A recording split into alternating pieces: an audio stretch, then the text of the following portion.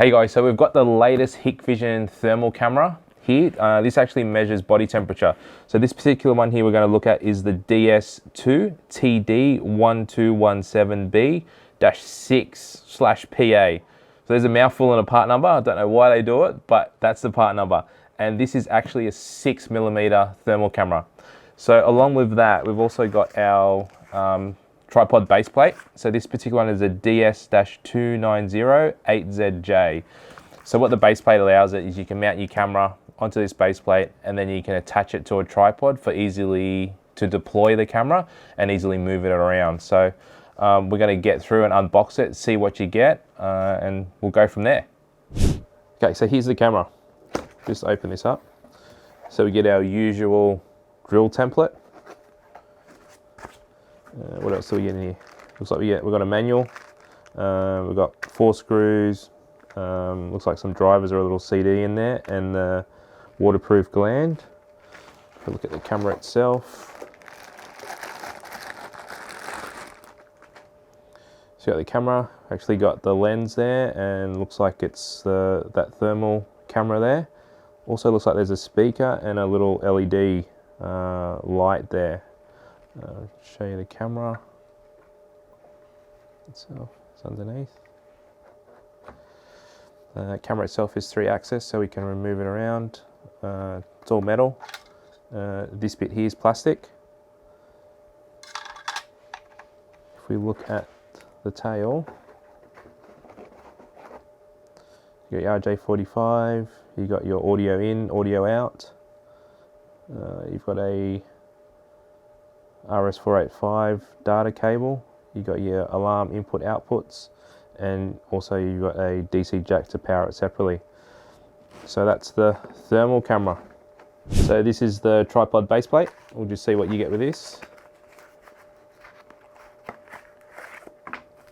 Nice little bag.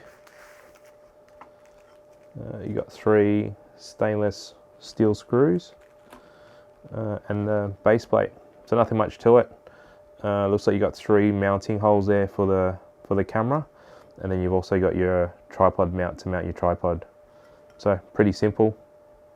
That's your tripod plate. So I'm actually going to mount this onto the camera to show you guys what it looks like even then and how quick and easy it is to deploy on a tripod. Yeah, so let's get to it. So what we're going to show how is how this tripod mount gets connected to the camera. So you've got your tripod base mount there. What you've got to do is you'll take this plastic shroud off, which clicks off. And then you'll also notice on the bottom side here, you've got a little rubber grommet. So you need to take that out because this is going to sit flush along that base plate. You need to have the cable going through there. So what you also need to be careful of before you mount that off is position the camera how you want it to look on the tripod. So in this case, because we'll be mounting it on the tripod, we'll need to push that down and position it. So what happens is because the cable gets stuck inside, if you stick that on, it's actually going to get stuck and you won't be able to position it later on. So get in position first makes it a lot easier. Then what you do is you grab your camera, locate the mounting positions, get your 3 little screws, and then screw them into the base plate.